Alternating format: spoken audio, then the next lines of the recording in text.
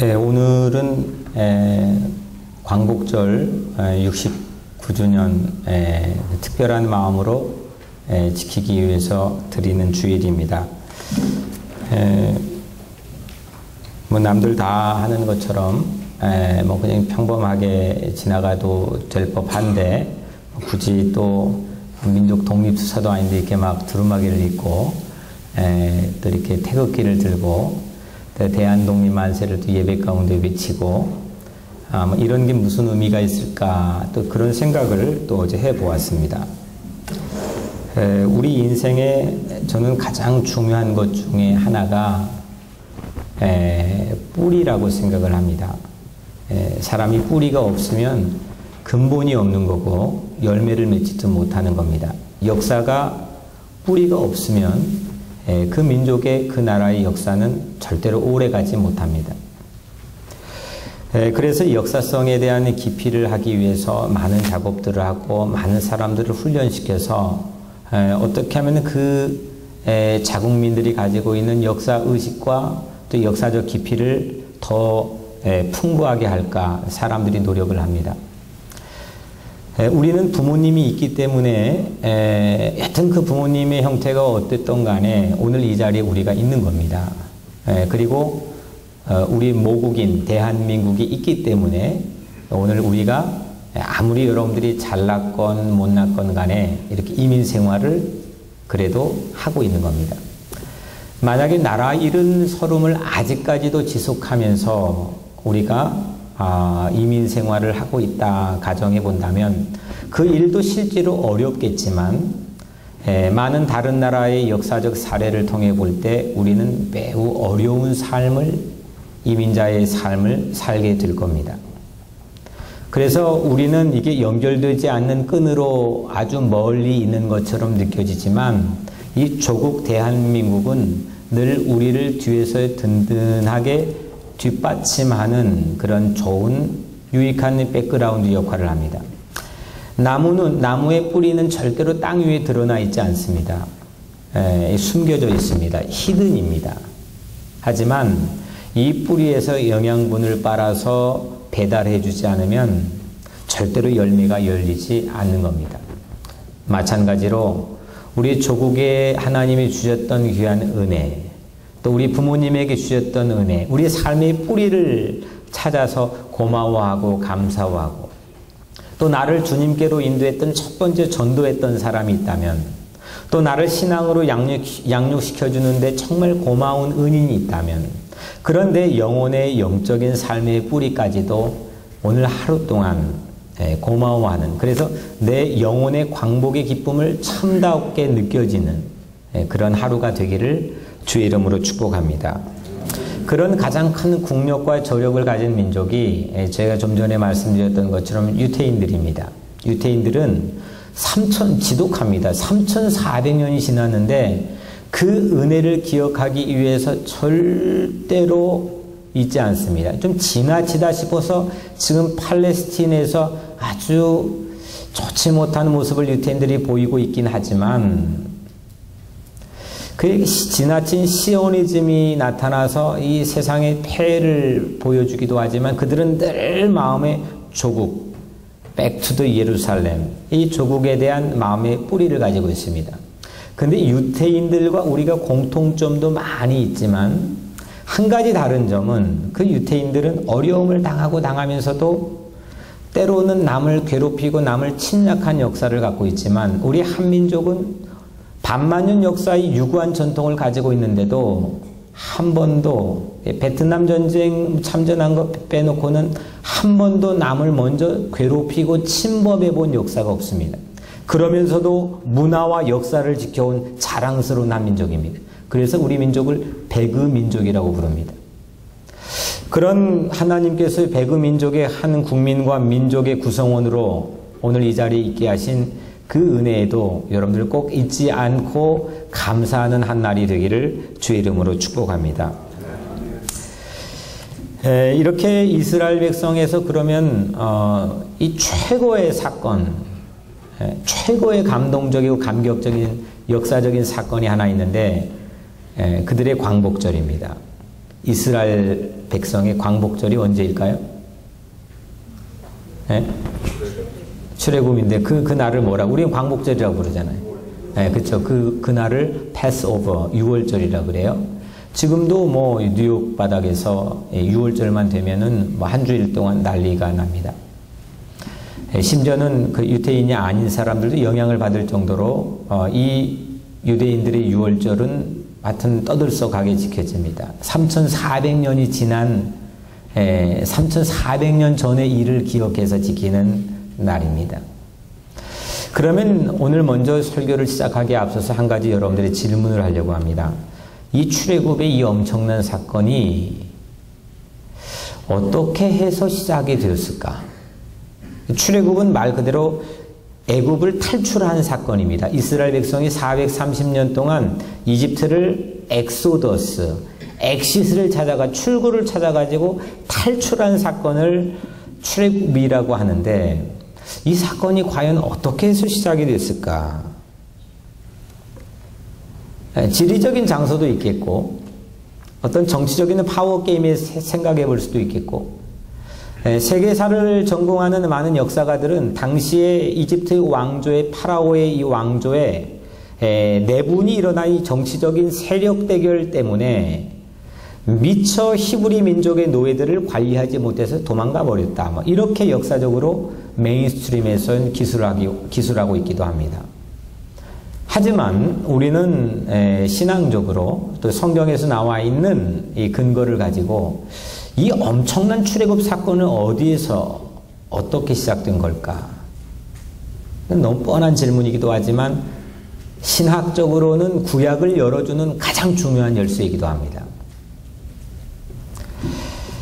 출애굽기 3장 7절 말씀 보면 모세 할아버지가 불타는 한 나무에서 하나님 경험을 하는데 그 하나님께서 이런 말씀을 모세에게 했습니다.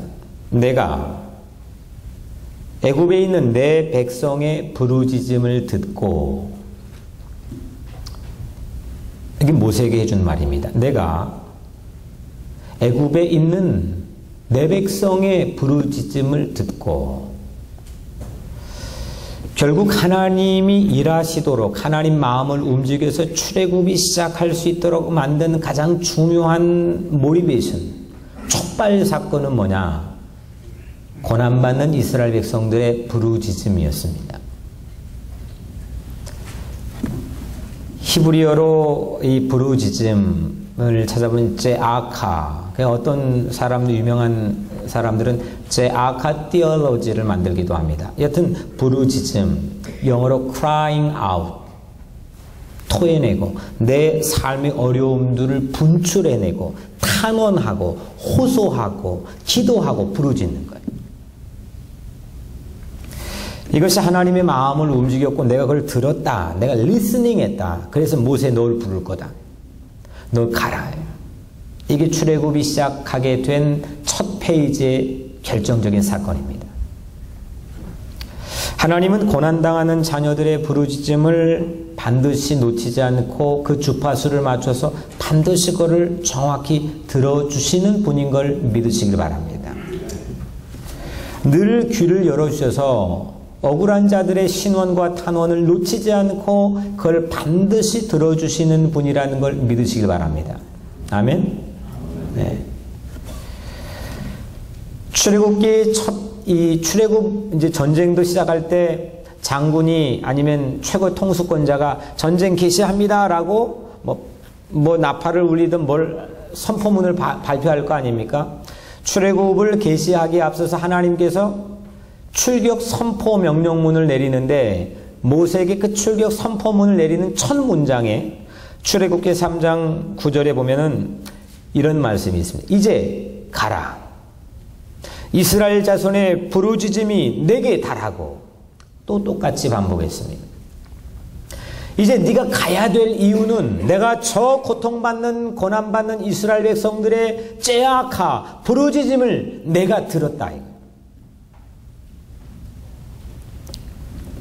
노예로 예속당하는 백성들의 호소, 간절하게 몸부림치는 호소가 출애굽을 시작하게 했습니다. 그래서 기도는 우리가 하나님을 일하게 하는 가장 큰 연료라고 저는 생각합니다. 자동차도 아주 아무리 좋은 자동차가 있어도요, 그 자동차에 가스를 안 넣으면 가요, 안 가요? 가는 자동차가 새로 개발됐나 봐요. 가요, 안 가요? 안 가요? 거기에 가스 스테이션에 가가지고 주유를 해줘야 그게 꼬물차건 좋은 차건 움직이는 거예요. 하나님하고 우리에게 관계를 맺고 사귐을 갖는데 하나님께서 일하시고 움직이도록 만드는 가장 중요한 연료, 성경에서 펑펑펑펑 우리에게 쏟아내는 연료는, 이 가스 스테이션은 우리에게 주유를 공급해주는 연료는 뭐냐? 기도입니다.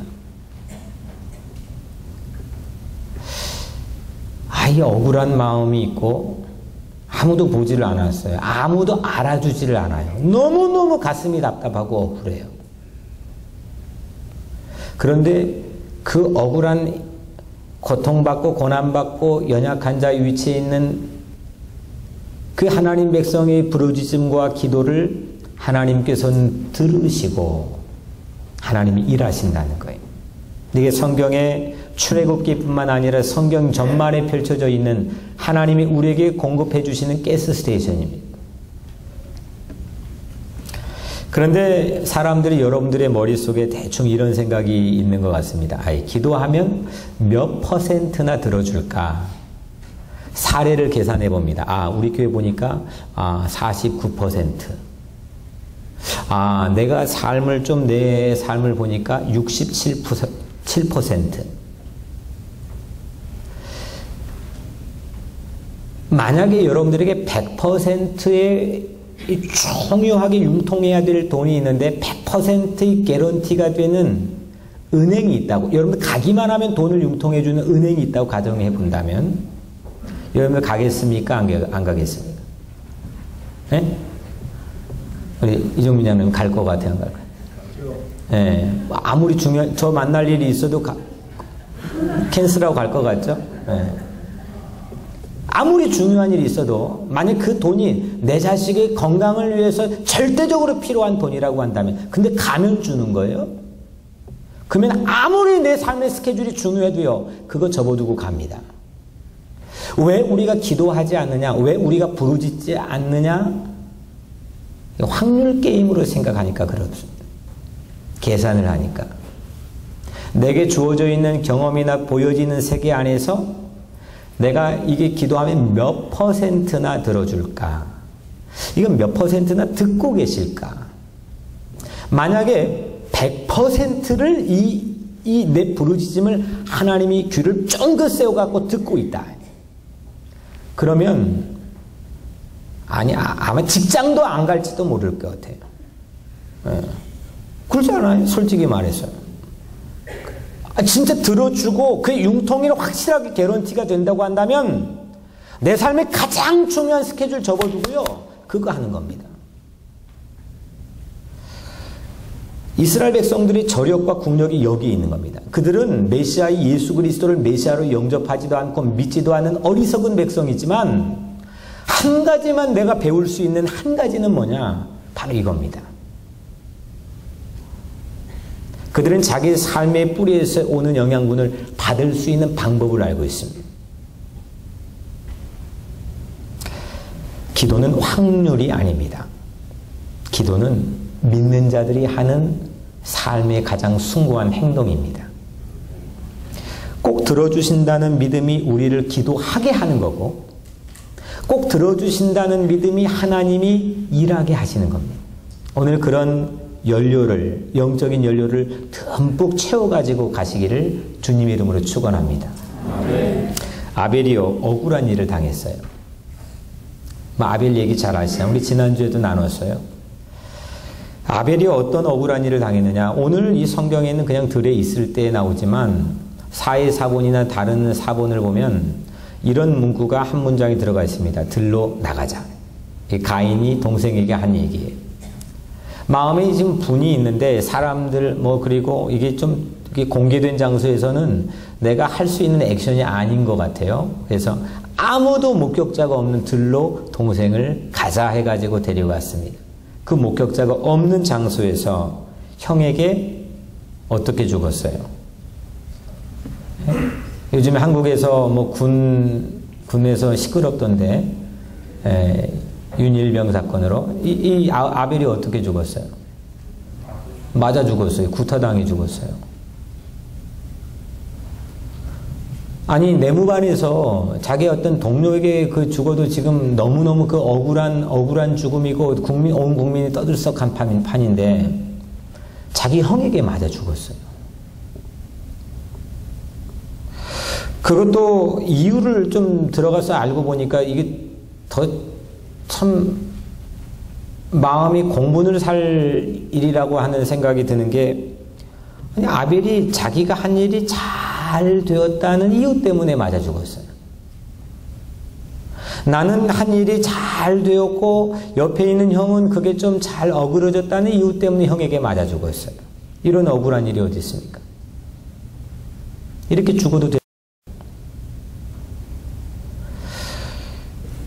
우리 일제 36년을 살아보질 않고, 우리 이성수 할아버님도 그 시대를 살아봤고, 그 시대의 청년 때 제가 우리 홍 장로님에게 막 1시간을 제가 얘기를 들은 적이 있는데, 우리는 그 시대를 살아보지 않아가지고 잘 알지는 못하지만 그 36년 동안 얼마나 울분이 쌓이는 억울한 일이 있었겠어요. 그 대표적인 비참한 울분을 가지고 아직까지 이 생의 삶을 사는 분들이 우리 정신대 위안부 할머니들입니다. 20만 명이 끌려갔는데 고작 신고한 사람이 부끄러워서 신고한 할머니들이 237명밖에 되지 않습니다. 근데 그 237명의 할머님들도 이제 55명만 남고 모두 다 돌아가셨습니다. 마지막까지도 일본이 사람이라고 해야지. 일본이 사람들이 사과를 안 해요. 억울한 일을 당했습니다. 이 지금 아벨도 마찬가지로 아주 매우 이해하기 힘든 억울한 일을 당했습니다. 하나님이 이 형을 불렀습니다. 가인을 불렀습니다. 야, 너 아우와 아벨이 어디 있냐? 물었습니다.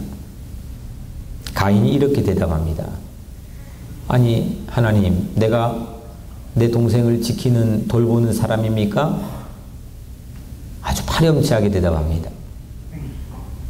오히려 반문했습니다. 내가 내 아우를 지키는 자입니까?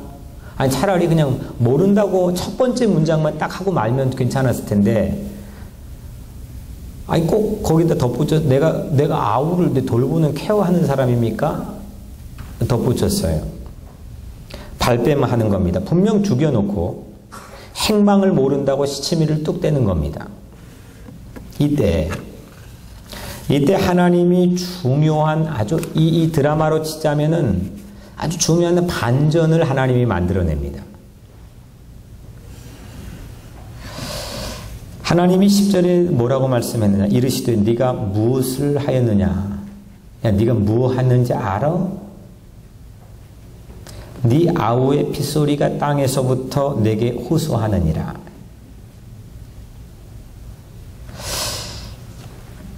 아주 확실한 알리바이를 만드는 가인을 무색하게 만든 하나님의 답변입니다. 아무도 모를 줄 알았는데, 목격자가 없는 줄 알았는데, 하나님이 알고 계셨다는 알아채는 장면을 보여주는 그런 반전의 순간입니다. 제가 이 말씀을 준비하면서 뭐 가인을 본 적도 없고 안면도 없는 사람이지만 가인 곁에 가봤습니다. 마음으로 가봐서 가인 곁에 웅크리고 있다가 저도 깜짝 놀랐습니다. 제 마음에 하는 질문이 어떻게 하셨지? 어떻게 하셨던 거야? 까무라치게 놀라는 겁니다. 이게 제 물음이었습니다. 그런데 하나님은 이렇게 답변해 줬습니다. 아우의 핏소리가 땅에서부터 내게 호소했다. 결국은 핏소리의 호소였습니다. 이때 호소라고 하는 단어를 히브리어 성경을 찾아보니까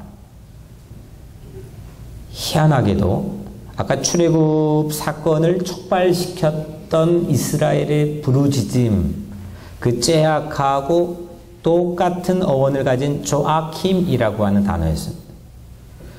저도 처음 알았습니다. 죽었는데 사람이 부검의학자가 아닌 이상 부검의학자는 그 시신하고 대화를 해서 이야기를 듣는다지만 지금 이 친구는 아벨은 죽었는데 이 아벨이 말하는 소리를 하나님이 들었다고 하는 겁니다. 알았다는 겁니다. 째아카, 그 핏소리가 내게 호소했다는 겁니다. 오늘 새벽에 이제 말씀을 제 방에서 준비하면서 사무실에 준비하면서 그 창문으로 여러분들이 앉아있는 자리가 보이니까 본당 좌석을 바라보았습니다. 그리고 내려와 봤습니다. 아무도 없었습니다. 그런데 이 의자를 보니까 하나님이 이런 감동을 줬습니다. 갖가지 다양한 삶의 사연들을 가지고 사는 성도들이 몇 시간 후면 이 자리에 앉아 계실 텐데 이 자리마다 여러분들의 간절한 호소가 묻어 있다고 하는 느낌을 하나님이 제게 주셨습니다. 도저히 꺼내볼 수도 없는, 나도 차마 눈뜨고 보기가 너무 싫은, 또 어떤 거는 내 힘으로 도저히 불가항력적인 그런 삶의 자리, 여러 모양 각양각색의 다양한 삶의 형태로 여러분들의 마음속에는 호소가 있습니다. 이게 분출돼 나오건 나오지 않던 여러분들의 마음에는 crying out 하고 싶은 호소의 내용들이 있습니다. 이게 다 묻어 있겠구나. 그것 때문에 두려워할 수도 있겠고, 그것 때문에 불안할 수도 있겠고, 그것 때문에 참 마음 답답해 걱정하는 성도들도 있겠구나. 그래서 제가 몇 자리는 앉아가지고 기도도 해보았습니다. 그리고 본당 안의 공기가 온통 여러분들의 기도와 호소로 가득 채워져 있는 그런 느낌을 제가 받았습니다. 그리고 나서 지금 제 뒤에 있는 이 빛의 십자가, 우리 교회만 있는 이 빛이 나오는 이 빛의 십자가가 제 눈에 뭘로 이렇게 느껴지고 이렇게 뭘로 보여졌냐면 꼭 마치 하나님의 귀 같다. 이 사람마다 귓바퀴가 다 다르다잖아요. 근데 하나님의 귓바퀴의 모습은 우리 교회에 주신 귓바퀴의 모습은 꼭 이 모양이겠구나. 하나님이 이 십자가 귓바퀴를 통해서 이 각양각색의 성도들의 사연과 호소와 부르짖음과 crying out, 그 다 하나님이 듣고 계시는 게 하나님께서 제게 그런 마음을 주셨습니다. 하나님께서는 우리 호소를 하나도 놓치지 않으시고 모두 다 들어주시는 걸 믿으시기 바랍니다. 하나님은 다 여러분들의 마음에 있는 호소, 누구한테 말하겠습니까? 이거를 하나님은 이 십자가의 귀를 통해서 들어주십니다. 아주 오래전에 지어진 찬양이지만 이 찬양 우리 알지 않나요? 그 주만 바라볼 때 우리 같이 한번 해볼까요? 이 부분만 해봅시다. 하나님 인자한 귀로서 언제나 너에게 기울이시니 어두움에 밝은 빛을 비춰주시고 너의 작은 신음에도 응답하시니 너는 어느 곳에 있든지 주를 향하고 주만 바라볼지라.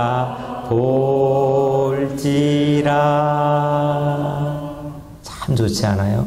하나님이 귀가 인자하시대요. 내가 다 내 속에 것 꺼내놓고 내 사연 호소해도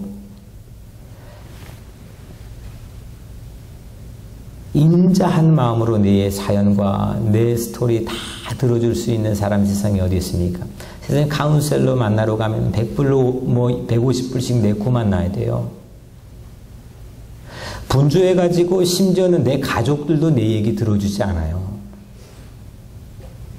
그런데 하나님께서는 여러분들이 삶의 자리에서 귀를 쫑긋 열어놓으시고 그 십자가에 돌아가신 예수 그리스도의 공로를 통해서 여러분들이 몽땅 모든 삶, 그게 어떤 얘기일지라도, 그게 어떤 흉악한 죄일지라도 여러분들의 이야기를 다 들어주신다는 거예요.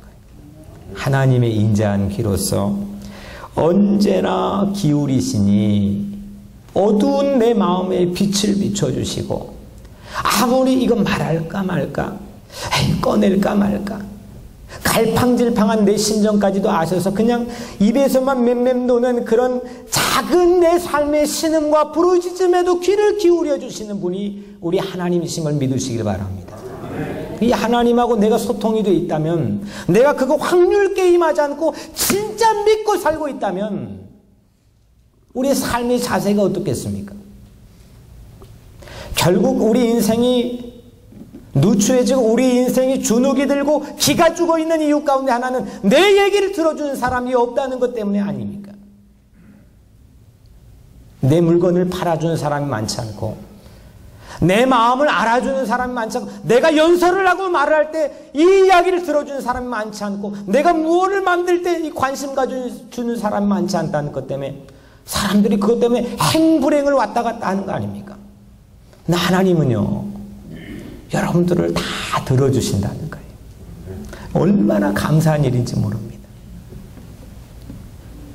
69년 전 광복은 세계사의 사관을 가지고 있는 역사가들을 보면 보편적으로 광복이 어떻게 대한민국 조선 땅에 주어졌느냐, 일본이 히로시마에 유엔 연합군이 원자폭탄을 투하했기 때문에 천황이 겁에 질려서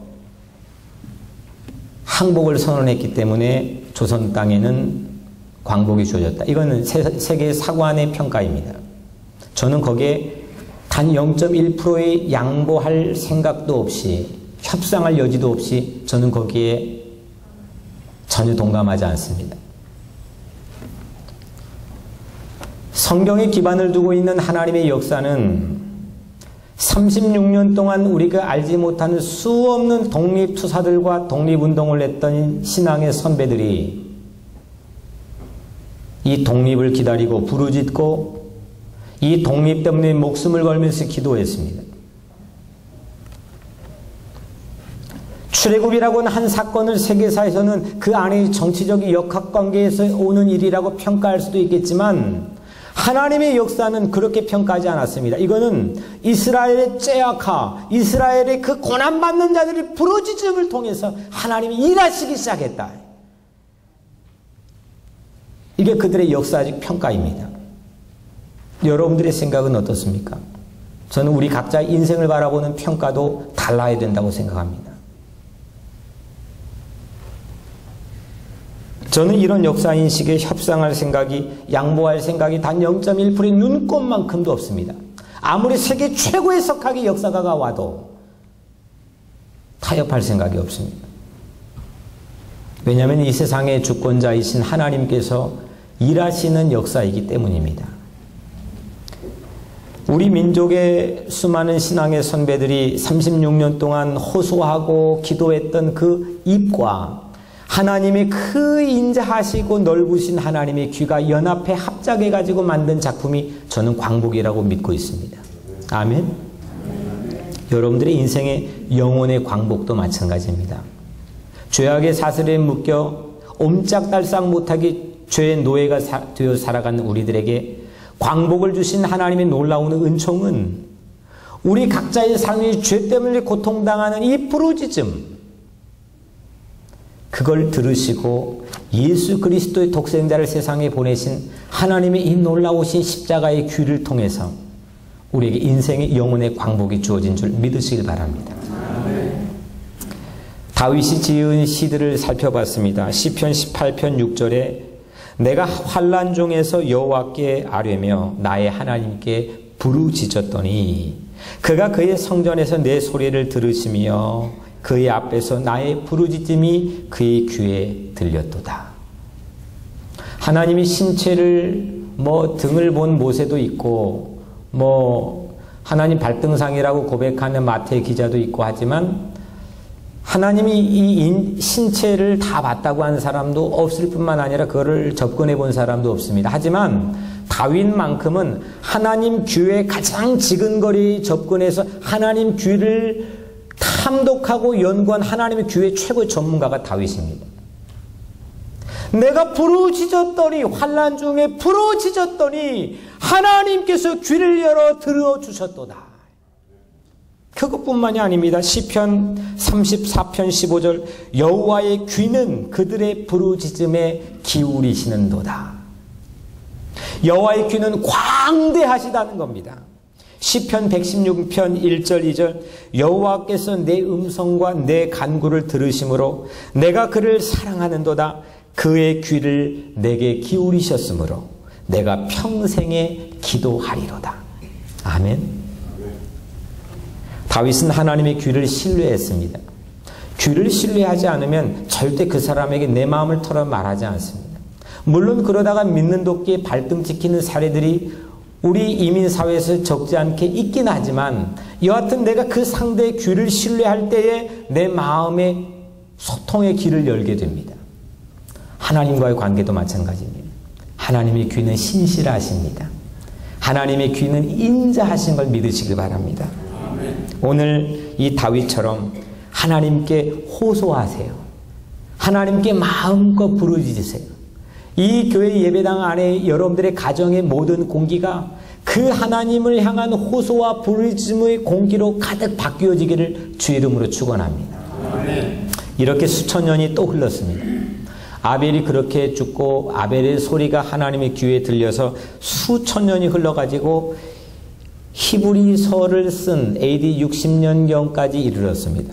그때 히브리서라고 하는 편지가 쓰여졌는데 여기에도 이 편지를 쓴 사람이 이 아벨의 호소에 관심을 거두지 않고 그걸 포착해서 오늘 말씀에 담아두었습니다. 히브리서 11장 4절 마지막 문장을 보니까 그가 참 멋있는 문장이에요. 그가 죽었으나 그 믿음으로써 지금도 말하느니라.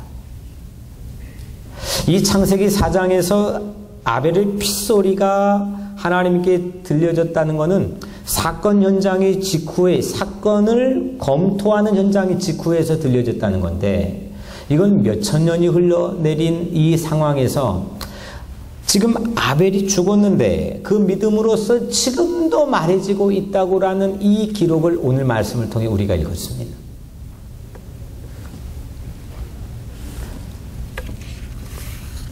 이건 대단한 사건입니다. 그런데 문제는 제가 오늘 마지막으로 여러분들에게 나누고 싶은 내용은 대체 아벨이 무엇을 호소했을까?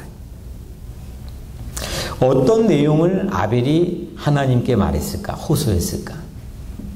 호소해서 들은 거는 이제 첫 번째로 알겠는데 뭘 말했을까? 우리 상식으로는 만약에 우리가 아벨이라면 이렇게 억울하게 죽었는데 어떻게 할 것 같아요? 진짜 내가 너무 억울합니다. 내 원한 좀 풀어주세요. 저 원수 좀 갚아주세요. 내 힘으로 안 할 테니까 하나님이 대신 좀 해주세요. 좀 약간 젠틀하게. 이렇게 호소했을 거라고 짐작해 봅니다. 물론 성경에는 이 아벨의 인터뷰 내용을 전혀 발설을 하지 않고 함구하고 있습니다. 그건 뭘 말했는지 그 내용을 우리에게 공개하고 있지는 않습니다.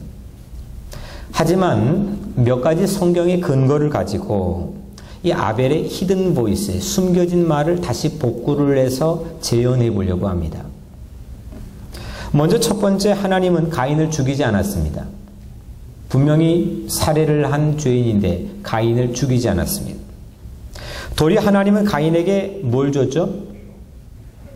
예? 영어로 마크, 표를 줬어요. 가인이 벌벌 떠니까 야, 너 죽이면 누군가가 너 죽이면 그 사람은 벌을 7배나 너보다 7배나 받을 건데 그 증표로 내가 마크를 하나 줄게. 가인에게 표를 줬습니다. 가인을 도리어 세상의 정죄로부터 보호해 줬습니다. 만약 아벨이 하나님께 원한을 갚아주세요. 정말 내 마음에 쌓인 이 한을 좀 갚아주세요. 이렇게 호소했다면 가인을 살려준 하나님의 행보와는 따로 국밥이 됩니다. 어긋장이 납니다. 아니 호소했는데 들어줬다는데, 아니 여기선 이걸 호소했는데 여기에서는 전혀 다른 내용의 답변을 했다면 이거는 뭔가 따로 국밥이 됩니다. 더 중요한 마지막 아벨의 말을 한번 다시 복원하고 살려낼 결정적인 단서가 하나님의 마음이 성경에 흐르는 한 장면입니다. 예수님께서 이 십자가에 매달려 아주 처참하게 죽어가는 처형장에서 있었던 일입니다. 저는 거기에서 예수님이 남긴 마디 7마디를 가상칠언이라고 부르는데, 그 중에서 저는 다 빼고, 아니 성경에 있는 말씀이 다 빼지고 없어진다 해도 딱 한 말씀만 있으면 나 거기 목숨 걸겠습니다. 나 그분 따르겠습니다. 야, 그분이면 내가 헷가닥 뒤집어져 가지고 그분에게 내 모든 걸 한번 걸어보겠습니다. 결정적인 근거가 될 수 있는 말 한마디를 꼽아보라고 한다면 그 십자가에서 하신 이 마디입니다. 누가복음 23장 34절에 아버지 저들을 용서하여 주옵소서. 자기들이 하는 것을 알지 못합니다. 예수님이 하신 말씀입니다. 그것 때문에 우리가 살아났거든요. 그것 때문에 우리가 구원을 받았습니다. 예수님은 원수를 갚아달라고 호소하지 않았습니다. 하나님 아버지 왜 나를 버리십니까? 저 원수를 향해 탱크를 출동시켜 주십시오. 그렇게 하지 않았습니다. 용서해달라고 호소했습니다. 용서해 주세요. 저들이 알지 못해서 합니다. 이 호소 때문에 우리가 살아난 거 아닙니까? 예수님의 십자가는 저는 비유를 하자면 피뢰침이라고 생각합니다.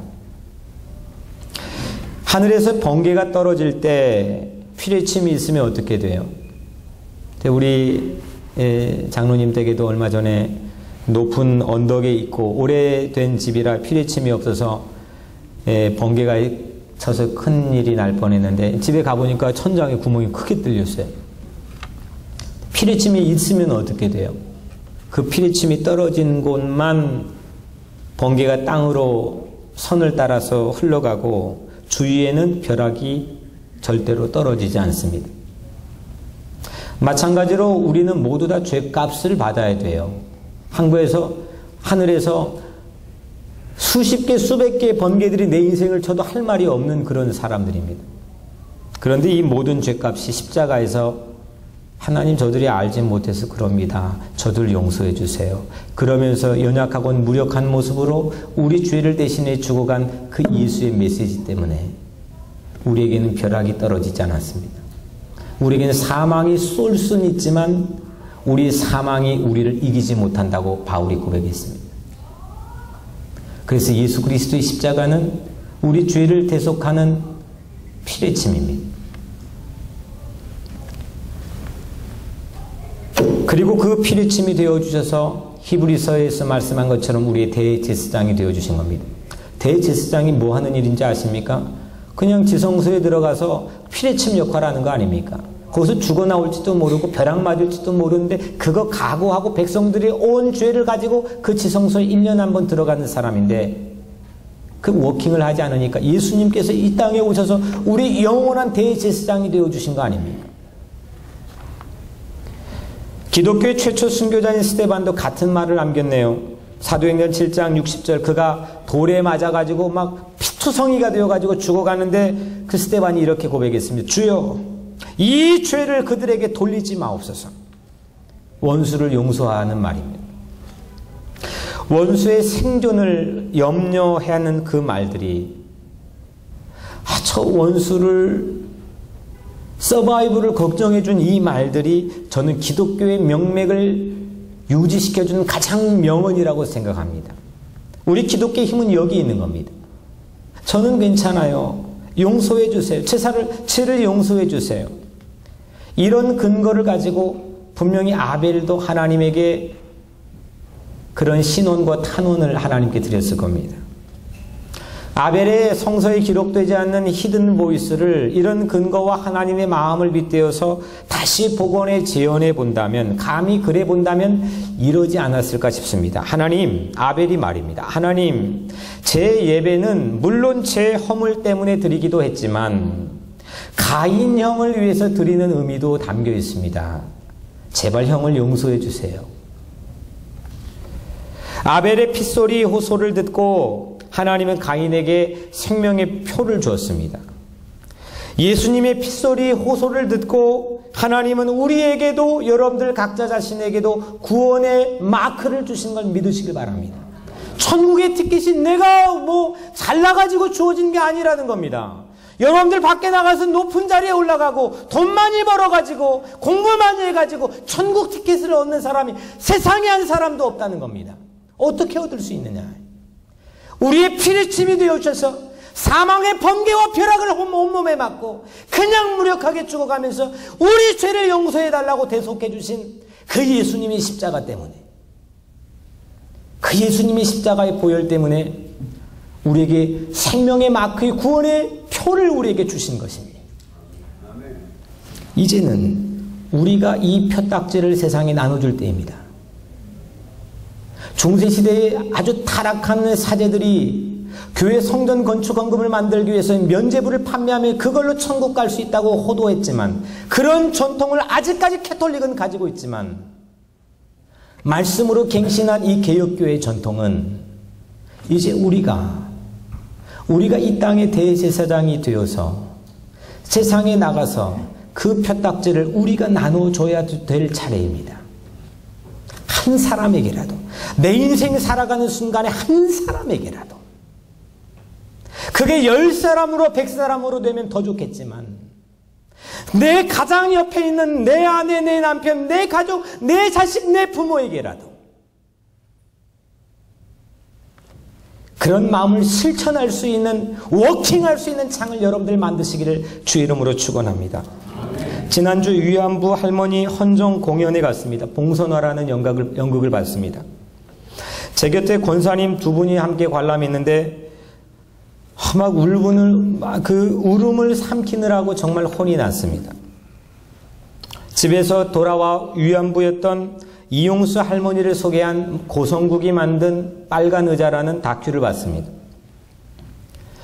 거기 MC가 그 이용수 87세 할머니에게 이렇게 물었습니다. 할머니 혹시 결혼하셨어요?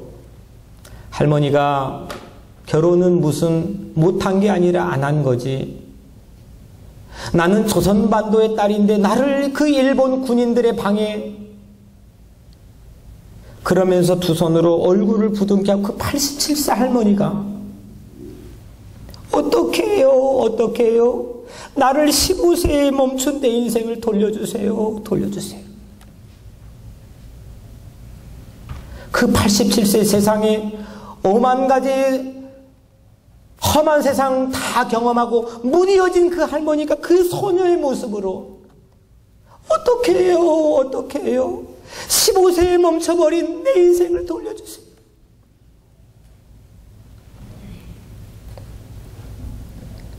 그런데 제 귀를 더 깜짝 놀라게 했던 할머니의 말 하나를 소개하고 말씀을 마치려고 합니다. 한 고등학교에 그 할머니가 방문했습니다. 고등학생들하고 대담을 하는데 이 할머니가 깜짝 놀랄 얘기를 그 학생들에게 해주었습니다. 1992년 1월 8일부터 매주 수요일마다 비가 오나 눈이 오나 한 주도 빠지지 않고 이미 1000회가 넘겨버렸습니다. 매주 수요 기도 모임을 합니다. 일본 대사관 앞에 그 길거리에서 비가 오나 눈이 오나 그 할머니들이, 저도 많이 참석을 해봤습니다. 그런데 그 할머니가, 그렇게 마음에 한이 있을 법한 할머니가 그 학생들에게 이렇게 말했습니다. 일본은 모두 나쁜 게 아니야. 일본 사람은 모두 나쁜 게 아니야. 그래서 너희들은 그 일본 사람들과 친하게 지내야 돼. 이 말 안에 참 많은 생각을 갖게 했습니다. 이 말 한마디가 가지고 있는 깊이 있는 영성을 길어 올려야 될 에너지는 참 무궁무진하다고 생각했습니다. 사랑하는 성도 여러분, 마음의 상처와 한만을 가지고 살아갈 때 우리는 또 누군가에게 상처를 주게 되어 있습니다. 십자가 피를 침으로 우리 영혼이 광복을 맞았습니다. 아벨의 핏소리 피를 침이 가인에게 광복의 표딱지를 주었습니다. 이제 세상에서 우리가 사랑의 피를 침이 되시기를 주의 이름으로 축복합니다. 호소하세요. 하나님께 부르짖으세요. 오늘부터 부르짖으세요. 째악하, crying out 하세요. 담아두지 마시고 하나님께 털어놓으세요. 기도하세요. 부르짖으세요. 그러면 하나님의 인자하신 귀는 반드시 여러분들의 기도를 들어주실 것입니다. 사랑으로 호소하세요. 그런데 한 맺힌 절규를 하는 게 아니라 사랑으로 호소하세요. 예수님 마음으로 호소하세요. 자비와 긍휼의 마음을 가지고 기도하세요. 그러면 여러분들의 선 자리가 회복될 겁니다. 이 예배당에 아무쪼록, 이 예배 성전 안에 아무쪼록 사랑의 호소와 용서의 기도가 가득한 성전이 되기를 주의 이름으로 축복합니다. 여러분들의 가정은 성전입니다. 여러분들의 가정에도 마찬가지로 사랑의 기도와 용서의 부르짖음이 가득한 그런 가정이 되기를 주의 이름으로 축원합니다. 그럴 때 이 사랑으로 가득한 뉴욕 우리 교회가 전 뉴욕의 피뢰침이 되는 비전과 꿈을 우리 함께 공유하게 되기를 바랍니다. 대제사장 예수 그리스도의 십자가 피뢰침이 오늘 여러분들 각자 한 사람 한 사람에게 구원의 표를 선물해 주실 것입니다. 기도하겠습니다.